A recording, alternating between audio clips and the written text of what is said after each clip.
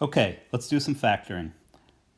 3a. First thing we want to do is we want to factor out the common term, anything from that's common to all three terms, which would be an x, which would give us x times 2x squared minus 9x plus 7.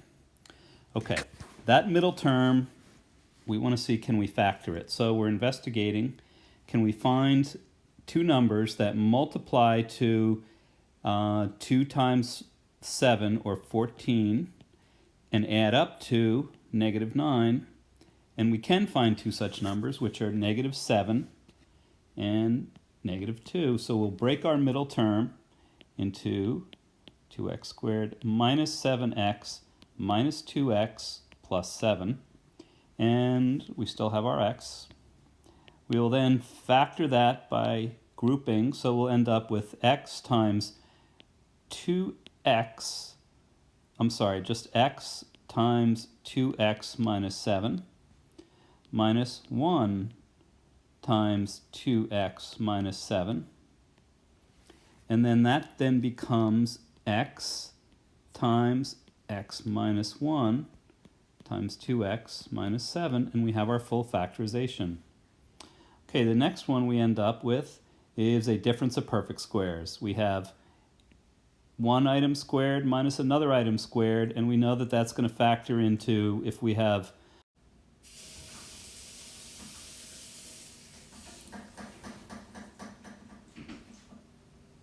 so we end up with 3a minus 2b plus 2a plus 5b times 3a minus 2b minus 2a minus 5b, and again notice that we have a negative 2a and a negative 5b because we've subtracted the entire term 2a plus 5b, which gives them both negative values.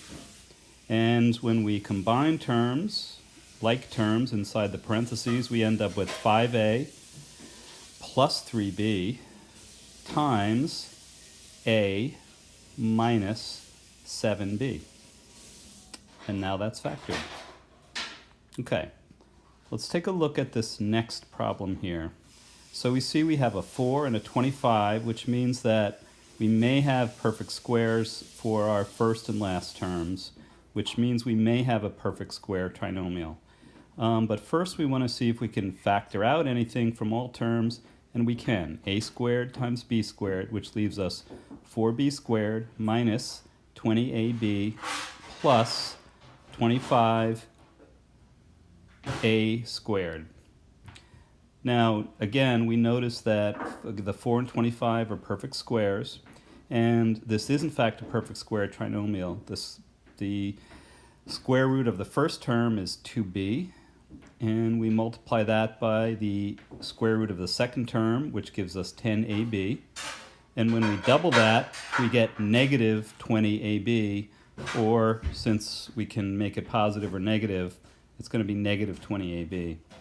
So what that means is that the value inside the parentheses will be able to factor to 2b minus 5a and that quantity squared. So that's our entire factorization, a squared b squared times, in parentheses, 2b minus 5a squared. Okay, and then we can check by multiplying 2b minus 5a times 2b minus 5a, which gives us 4b squared minus 10ab minus another 10ab plus 25a squared, which when all combined gives us 4b squared minus 20ab plus 25b squared, which is what we have inside the parentheses. And when multiplied by a squared b squared, that gets us back to our original expression, which is now factored.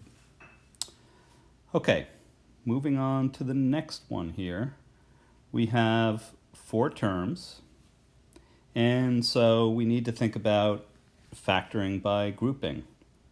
Well, 2x squared and ay have nothing in common, so we're probably going to need to do some rearranging. So let's write it as 2x squared minus ax squared plus ay minus 2y. And then we can factor out an x squared rather from the first two terms to get 2 minus a plus, and then we factor out the y to get a minus 2. Notice that 2 minus a and a minus 2 are negatives of each other. So we can rewrite this as x squared times 2 minus a minus y times 2 minus a, which gives us now the common term of 2 minus a, and we can factor that out. And when we do that, we'll end up with x squared minus y in parentheses times 2 minus a. And now it's fully factored. Okay, so let's move along here and see what we find on the next page.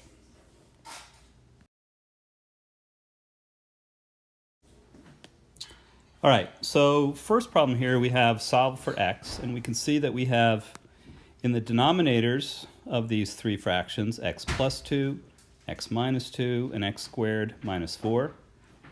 We need to find a least common denominator, and we know that x plus 2 times x minus 2 is equal to x squared minus 4, so we can use x squared minus 4 as our least common denominator. So to do that, we're going to have to multiply 7 over x plus 2 by x minus 2 over x minus 2, as seen here. And then we're going to have to multiply the term 5 over x minus 2 by x plus 2 over x plus 2. Again, x minus 2 over x minus 2 and x plus 2 over x plus 2 are just forms of 1, so we're not changing the value. And now, since the right side denominator is already x squared minus 4, we can just leave that as it is. Okay, so now we'll multiply this out and get 7x minus 14 over x squared minus 4 plus 5x plus 10 over x squared minus 4 equals 10x minus 2 over x squared minus 4. So now that all the denominators are equal, that means that the two numerators on the left side must sum to the numerator on the right side. So we can rewrite this equation as 7x minus 14 plus 5x plus 10 equals 10x minus 2. And when we simplify, we end up with 12x minus 2 is equal to 12x minus 4 is equal to 10x minus 2. And that gives us 2x is equal to 2 and x is equal to 1 as our solution. Notice that we did not have a solution of x is equal to 2 or x is equal to negative 2, so we don't have an issue of setting the denominator equal to 0. Okay, so let's take a look now at this next problem where we're looking for the intersection point or points for a pair of equations. And in order to do that, since we both have both of these in the form y is equal to something, we can set the right side of each equation equal to the right side of the other equation. And so what that'll give us is let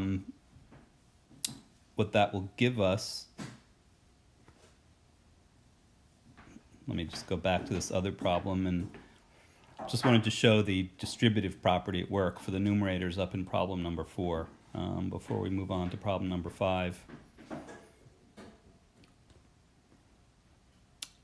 Okay, so in problem number 5, we're going to end up setting the two sides equal to each other, which means that we're going to end up setting x squared minus 2x minus 2 equal to 4x minus 11. The goal then will be to get this entire thing equal to 0, and in order to do that, we're going to have to subtract 4x from both sides, and then we're going to have to add 11 to both sides, which will give us x squared minus 6x plus 9 is equal to 0. And of course you recognize that the expression on the left is a perfect square trinomial. two perfect squares as the first and third term, and the middle term is equal to double the product of the square roots of the first and third terms.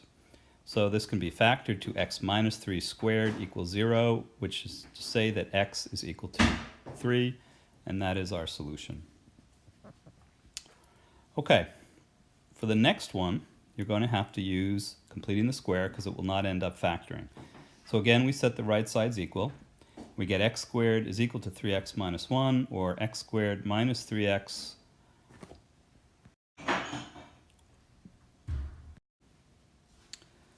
So now we end up with, and there should be a plus 1 here. So we end up with x squared minus 3x plus 1 is equal to 0. So let's move that 1 to the other side to get x squared minus 3x is equal to negative 1. So now we're going to complete the square here by taking half the negative 3, squaring it, and adding it both sides. So half of negative 3 is negative 1.5 squared is plus 2.25. So we have to add that to both sides. 2.25. That now, when we factor the left side, we're going to get x minus 1.5 squared is equal to 1.25. When we take the square root of both sides, we're going to get x minus 1.5 is equal to the square root of 1.25, otherwise known as 5/4. And we'll now get, and that should be plus or minus, we'll get x is equal to 1.5 plus or minus the square root of 5 over 4, which is equal to 1.5 plus or minus times the square root of 5 all over 2. And we can take one more step and say this ends up being the same as 3 plus the square root of 5 plus or minus the square root of 5 over 2. And that's our final answer right there.